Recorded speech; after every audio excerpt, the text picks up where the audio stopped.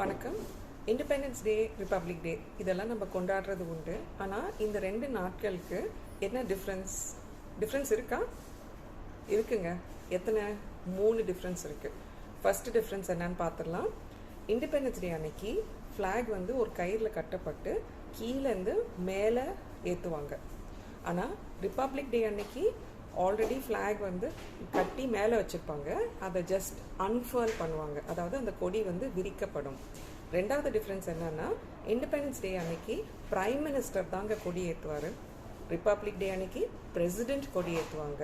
மூணாவது டிஃப்ரென்ஸ் என்னன்னு பார்த்தீங்கன்னா, இண்டிபெண்டன்ஸ் டே அன்னைக்கு ரெட் ஃபோர்ட்லேருந்து கொடி வந்து ஏற்றப்படும், அதாவது ஃப்ளாக் வில் பி ஹாய்ஸ்டட். ஆனால் ரிப்பப்ளிக் டே அன்னைக்கு ராஜ்பாட்லேருந்து ஃப்ளாக் வந்து அன்ஃபர்ல் படும், அதாவது விரிக்கப்படும். இதுதாங்க 3 டிஃப்ரென்ஸ். இது இப்போ நீங்கள் என்ன பண்ணுறீங்கன்னா, இது யாருக்கு இது தெரிவிக்கணும் அப்படின்னு நினைக்கிறீங்களோ அவங்களுக்கு இந்த வீடியோவை ஷேர் பண்ணுங்கள்.